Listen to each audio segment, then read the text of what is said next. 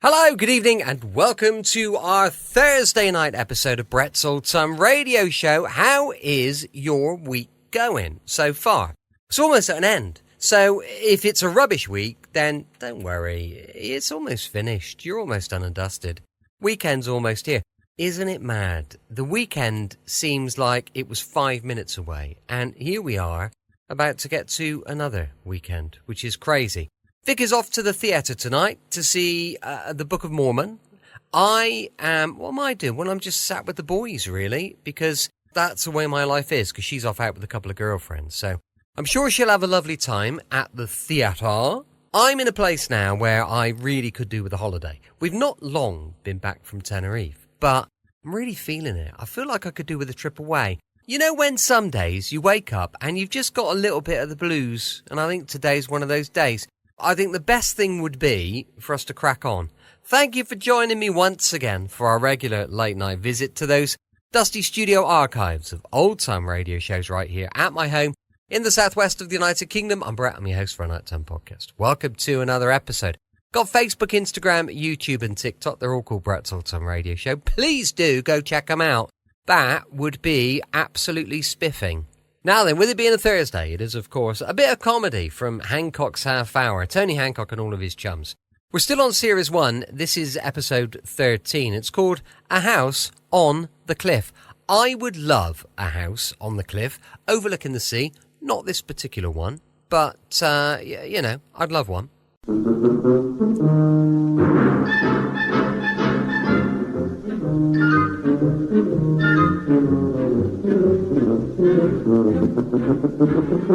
The BBC presents Tony Hancock with Moira Lister, Bill Kerr and Sid James in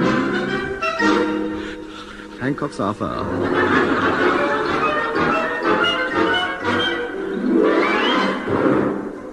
One of the biggest items in the cost of living today is the general upkeep and repairs of one's place of residence, especially when the house is an old one. Consequently, at Tony Hancock's house, there's enough work to keep 30 full-time labourers in employment.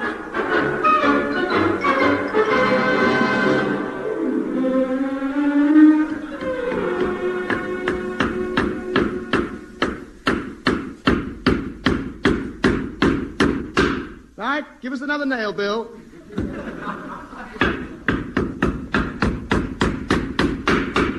There are 63 nails in that lot. That should hold it. How does it look? Very nice, but there must be a better way of putting wallpaper up.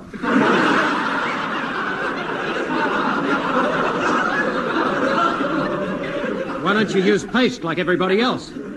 Paste? It's because this paper is too thin. The paste would soak right through it. We wouldn't be able to read the headlines. Now, what else have we got to do? We need a new roof. Nonsense, I put one on last week. Well, the rain's still coming through. I can't understand it. You wouldn't think rain would get through cardboard that thick. I mean, it's the same stuff I sole my boots with. Well, come on, let's get on. Wait a minute.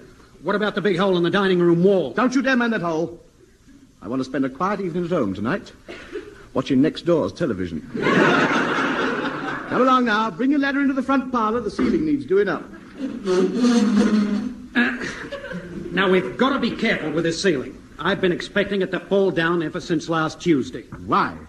That's when the walls collapsed. The front door. That must be Moira.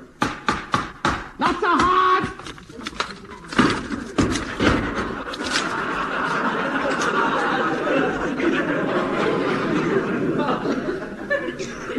Come in, Moira. Pick up the door and close it.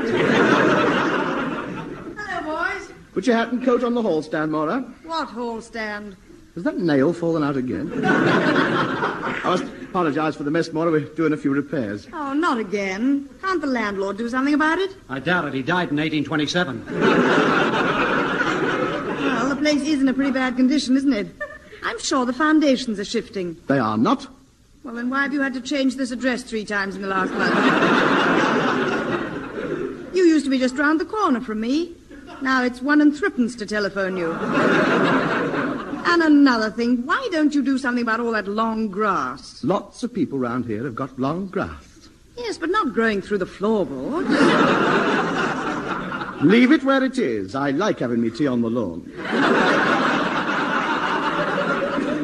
Let's face it, Tony, it's a waste of time and money trying to repair this place. It should have been pulled down years ago. They daren't. This house is at the end of the street. Well? Pull this one down, the lot go. Well, they might as well. It's leaning over at an angle as it is. I don't know how you managed to stand up straight. What? 6-inch sole on your left boot? You're well away. Now, why don't you do the sensible thing and move? Well, that's exactly what I intend to do. I have decided to build my own house. What? Yes, this place gives me the willies. It's winter and the wet weather's with us and, well... Could have cut one of those W's, I'm sure. I know an Englishman's home is his castle, but I'm getting fed up with living in the moat. So I'm getting out. I'm going to build my own little house. Oh, that sweet little home in the West. Now, wait a minute, Tub. You can't build a house just like that. There are a lot of things to be considered. You've got to get plans drawn up by a skilled architect. I'm not bothering with all that nonsense. I've designed it myself. Like that bloke Christopher Waff. Wren. Well, it's dear enough. I've got the plans here. There you are. Have a butcher's at that little lot. That's a picture of how it'll look when it's finished. Oh, yeah? And you designed this all by yourself? Well, not exactly. It was my idea to tear it out of the book. Anyway, that's what my house is going to look like. But, Tony, this is Buckingham Palace. I realize that. I'm not an idiot. Thank you. Thank you all. I repeat, I'm not an idiot. I realize I can't build it exactly the same as this. Naturally, I'll have to leave a few things out. Such as? Well, them sentry boxes can go for a start. Tony, you can't build a place like that. It's got over 500 rooms. We can take in lodgers. I've worked it all out, you see. I'll need a few bricks, a couple of sacks of cement, half a yard of sand, bucket of water, and everybody stand back. Has it occurred to you that to build a place like this would cost over £1 million? I'd have to start saving up, won't I? See, I can cut down to 6 meals a day and... Oh, Tony. Tony, be sensible. It's a very natural thing to want to build a house of your own. But you must be practical about it. You must build something you can afford. Yeah, put a door in one of the sentry boxes. Why don't you settle for something nice and discreet? A little bungalow, perhaps? Oh, yes, that's it, a bungalow. I can just see it. I won't have stairs. I'll have a lift going right up to the top floor. Tony, this may come as a shock to you, but a bungalow has nothing upstairs. Perfect. A house reflecting his own personality. Now listen, you Australian layabout. I've got one word to say to you. What's that? Tyson.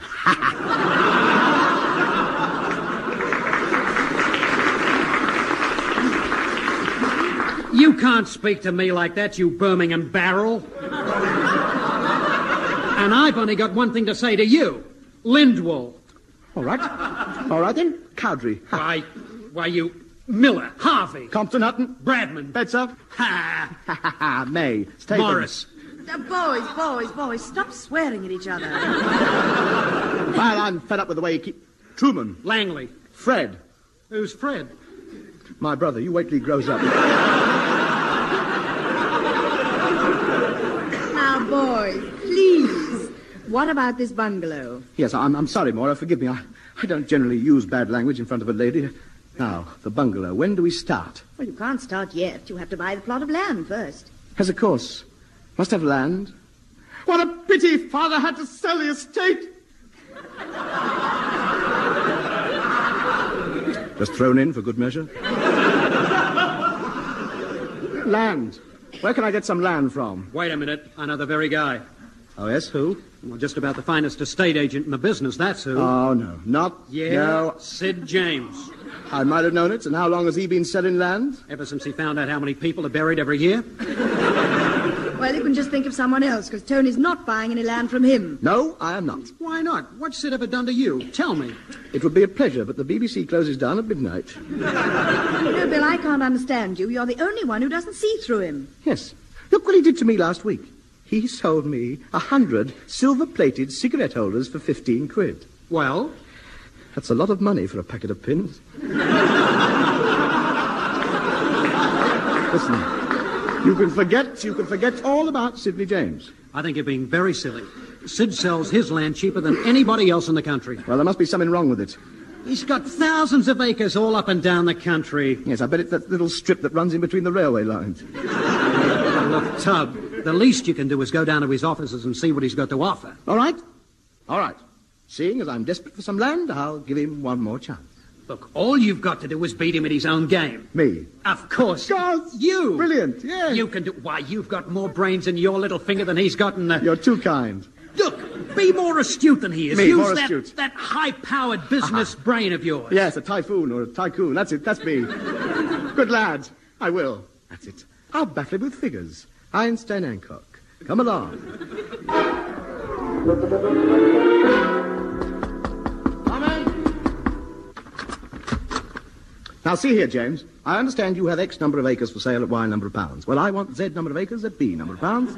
I'm prepared to go up to C number of pounds, but the way I see it, if M equals the marginal profit and D equals the discount per annum, then Y over B plus C over X minus the square of D plus M would equal the sum of Q plus E over W times the quotient of F plus Y over K. So what does that prove? I don't know, but I'm red hot on the alphabet. All right. Now let's get down to business. What can I do for you? Tony's looking for some land to build a house on. And you've come to me. A very wise decision. I've got some of the finest land that's ever been reclaimed. Now, whereabouts did you have in mind? Oh, I'm not fussy. What have you got? Well, wait a minute. Let's have a look at my maps. Ah.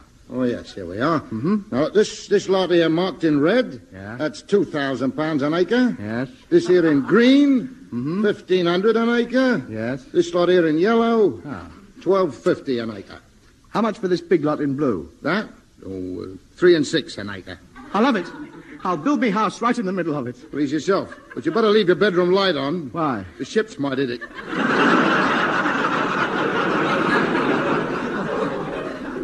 Have you got anything on the coast, Mr. James? Certainly. This lot marked in red I showed you. 17 acres there, smack on the south coast. You can only have 12 of them now. Why? The other 5 fell into the sea. Never mind, Tub. 12 acres should be enough to build a house on. Of course. And not only have you got the land on top of the cliff, you've also got the beach right down to the sea edge. That's nice. And it's only 2,000 quid an acre. Well, I'll have to get on to be broker about that. Why? I'm broke. Next. Never mind, Tony. Don't worry about the money. I'll help you out with a few thousand. Good girl, Maura. Of course, she can afford it, you know. She's on that panel game. Now, let's have a look at the map. Look, we've got to decide just where we're going to build. Oh, yes. And there's one little point I forgot to mention. I always stipulate that any building done on any land sold by me must be done by a building company nominated by me. Yes, that's fair enough. Which building company do you nominate? Mine. Yours. Yeah. You're going to do all right out of this, aren't you? What is this building company of yours? My card. Why? See, you only employ German labour. Do what? Sidney James Jerry Building Limited. All right, we won't go into that. Now, let's get down to details. I suggest we build a house on the beach underneath the cliff. It'll shelter it nicely. All right? Sounds fine. I like that. All right. I can see that, yeah. Now, that should provide you with a very comfortable little home, right up till 8 o'clock at night. Well, what happens then? Then you move out.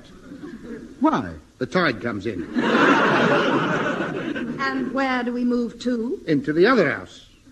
Oh, I see. The other house. The What one other we've house? had built on the cliff top. Oh, that old thing. Whose idea was it building that one? Mine. Oh, yes, of course, yes.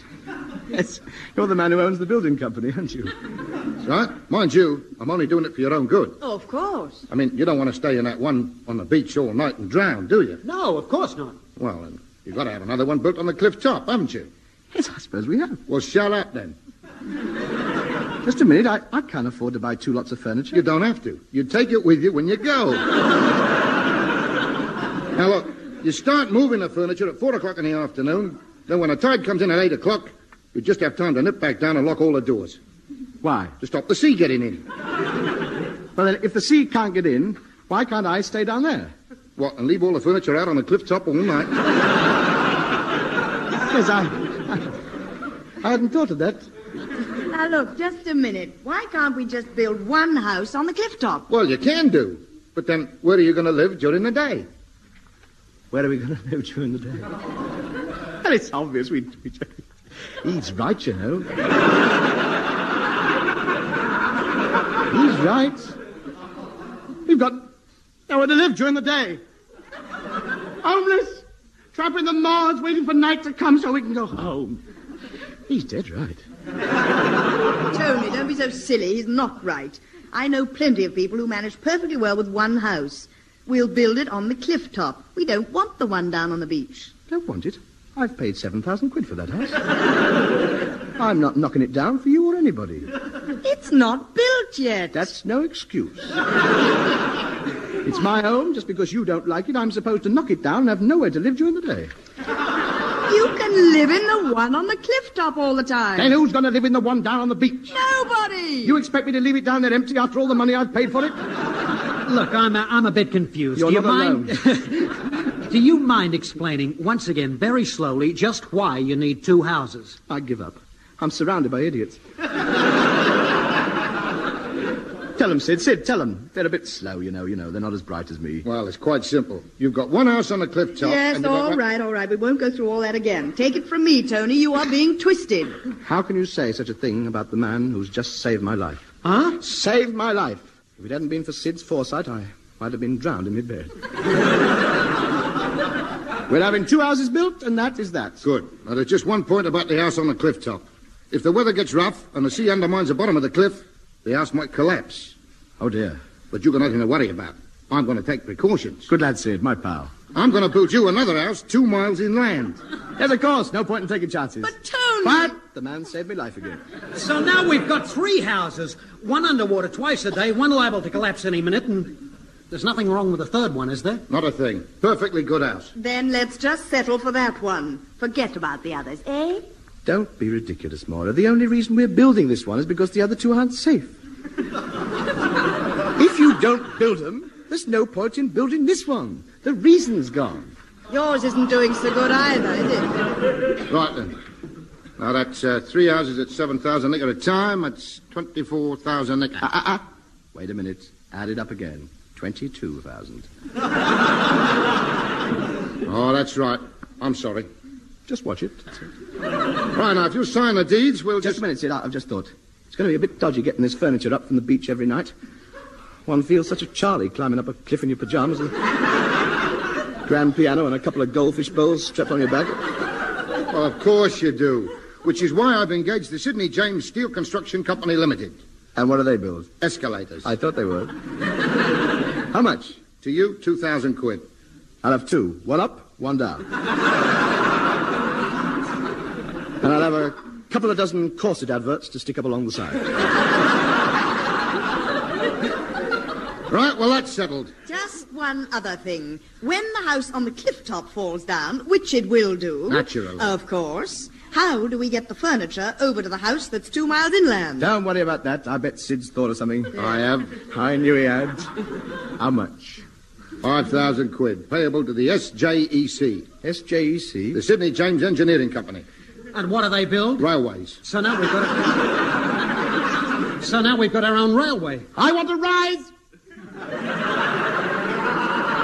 All right, now, if you just sign here, we can get started. Right. Now, well, go on. What are you waiting for? Just thinking about that sentry box. If I was 9 inches taller, I could be living rent-free. Sign it. All right. Anthony A. St. Hancock, second. There. Now, how much do we owe him, Bill? Let's see. 12 acres of land at 2,000 an acre. No, that's plus 3 houses at 7,000. 2 escalators, railway lines, 2 stations, engine, 4 coaches, and a guard's van. That's 2 and 2 carry 3 makes £144,000. Moira, ring up the bank, ask for a loan. But you haven't got an account. Here's a bob. Go and open one. Oh, there we are. We'll start construction first thing tomorrow morning. And good luck. Isn't it marvellous? I only came here to see about a little bungalow. Never mind, Tony. I don't care what anybody else says about you. To me, you'll always be... Yes. A complete idiot. Thank you, Maura.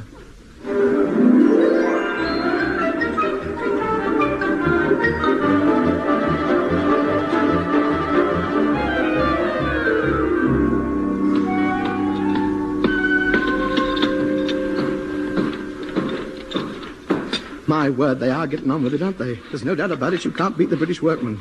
Look at them going it. That's the third brick they've got into position in the last hour and a half. They'll never keep it up. Hey, look out, Tub. Mind that crane. Don't walk underneath it. Oh, my word, yes, a big one, isn't it? Sorry, Mr. Foreman. That's all right, mate. All right, Charlie, lift the weight. Slowly up. That's it, swing around now. Gently, don't drop it. Right, that's it, hold it. Now, slowly down, slowly. Over a bit, slowly down, that's it, lovely. Another 6 inches, down. Slowly now, that's it, perfect. Let it go, Charlie. Now you know why they only lay 3 bricks in an hour and a half. Surely they can work faster than this. I've got a good mind to complain to the foreman. Don't do that. They'll all go on strike. Nobody would notice. Oh, now be fair, Moira. Some of them are doing their bit. Look at that little bloke over there. They've had him on the go all day. Never stops, poor little devil, mixing away there. Look at him, shoveling it in there. What's he making? Tea.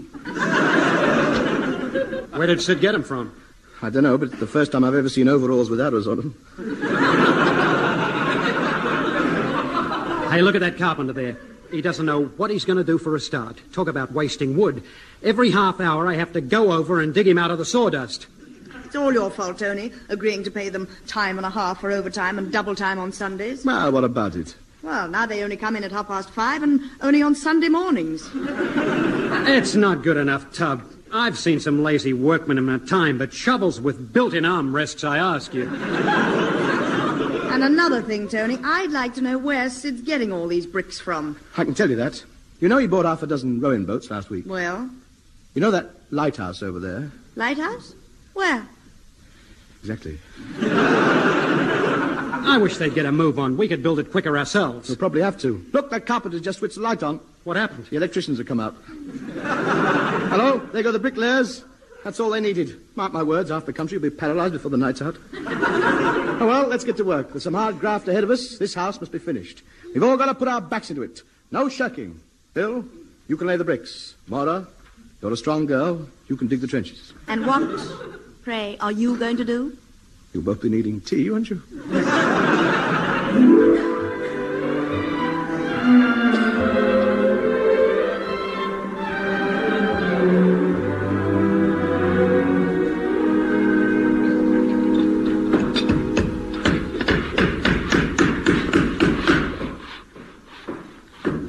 About those workmen, Billy. Lucky they got those first 2 houses built before they went on strike. Well, they should have come out and strike before they built them. Why? Something happened? Well, no, except that the one on the cliff top is now where the one on the beach was, and the one on the beach... Yeah? That was sunk last night. But don't worry, we're managing all right in our own with the third one. So I see. I like these new style temporary buildings. Contemporary. Not the way you're doing it, son. What's wrong with the way we're doing it? I'm very proud of myself. I built a complete wall today. Yeah, isn't it about time you stopped? It's 220 yards long. I know. I have the same trouble when I'm knitting. I just can't seem to turn the heel. Oh, I must admit, Billy, it's coming along nicely. I like that big bay window over there. Very nice. It's not supposed to be there. Tony leaned up against the wall before the cement was dry. Have you seen inside yet, Mr. James? No. Where's the front door? Well, it should be here somewhere.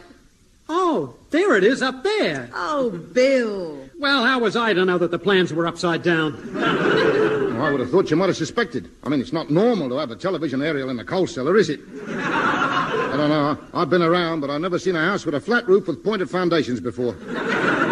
Never mind, it'll confuse the flies. That reminds me. Where's Hancock got to? There he is, chatting to your foreman over there. Of course, this isn't the first time I've been on the building lot. I didn't think it was. That's right. Well, you can tell by the expert way I slice these bricks in half with my trowel, can't you? Yes, it's very, very clever, very clever. Mind you, my fingers aren't as long as they used to be. Well, I know. It does happen. Still, we all make mistakes. Yes, of course. I come from a long line of builders, me, you know. Do you? My great-grandfather helped to build the Tower Bridge. No.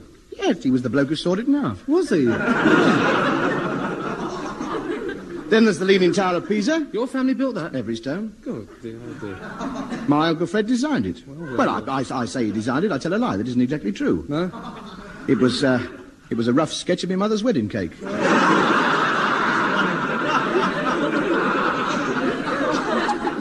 The Italians liked it, so we put it up. But tell me, does it really lean?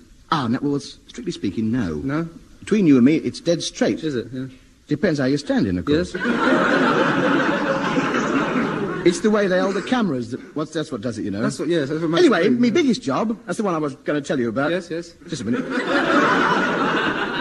Undoubtedly, it was the fourth bridge. Oh, yes. It was the fourth bridge. It was. I remember distinctly because the other three fell in. Did they? Yes. Anyway, I was in charge. I decided we'd start building from both sides and meet in the middle. Follow me? Good idea. You're ahead of me. I can see. You're intelligent. Yes. Because you know the fourth bridge. It's got those big arches that go up and down, all the way across. Yes, I know the one, yes. How those trains ever get up and down those things, I know. Still, that's their worry. I was only building it. That's right, yes, I remember. So anyway, there we were. We'd started from either side. We had a race to see who could get to the middle first. Oh, competition. Well, it's a good thing. Yes, I think so. I'm right. all for competition myself. Bats things up, doesn't it? Pardon? Bats things up. You're overdoing it a bit, aren't you? Well, I think so.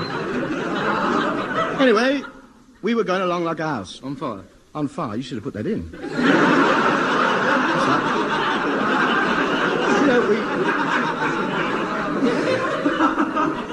We built the first 27 yards in 3 seconds. No. Well, we had to. There was a train behind us.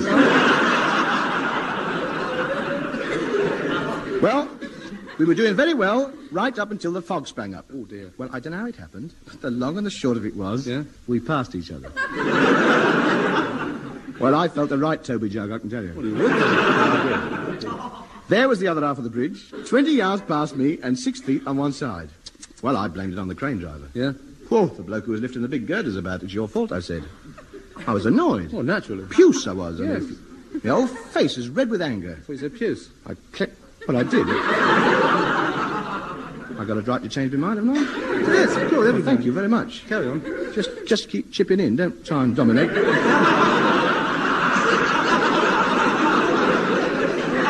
Well, as I said, my whole face was red with anger. Yeah. I clenched my fist till the muscles on my arms stood out like marbles. Really? I looked up at him and I shook my fist. It's your fault, I said. You went looking where you were going, I said. Undo all that lot, I said, and go back and start again, I said. It was me speaking. Yes. Well, I don't know whether it was the authority in my voice or the sense of shame he must have felt, but he did it without a murmur. I should have said he done it without a murmur. I'm sorry. It doesn't matter. Grammatical mistake. We can all go wrong. Yes. He could see I meant it. He started his crane up and got going. Because he was eager to rectify his mistake, see? Yes, of course. There he was. I'll never forget it. Never forget it. Just if it was today. Swinging this huge crane around like a toy, dead keen. Was he? Yeah. And you know, he had a sort of sheepish, apologetic smile on his face. Yeah, I know, yeah. Just as I walked away, having won my point, being the foreman, do you know what he did? What? He dropped a 10-ton girder on my head.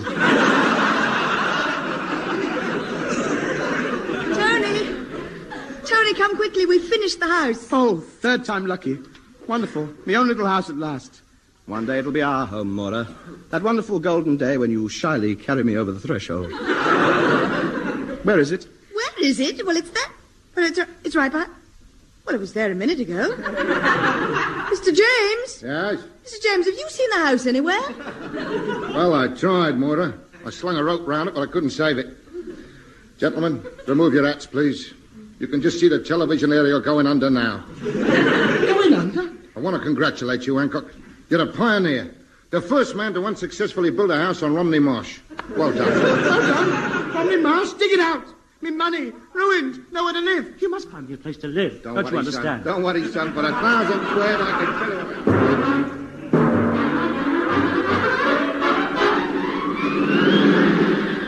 you. Here is the news.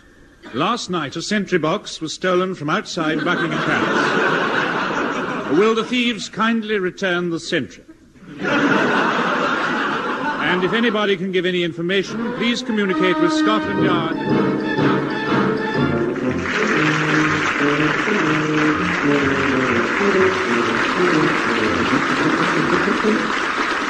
You'll be listening to Hancock's Half Hour. featuring the lad himself with Moira Lister, Bill Kerr and Sidney James. Incidental music was composed by Wally Stott and recorded by the BBC Augmented Review Orchestra, conducted by Harry Rabinowitz. The script was written by Ray Galton and Alan Simpson, and the programme, which was recorded, was produced by Dennis Mayne Wilson.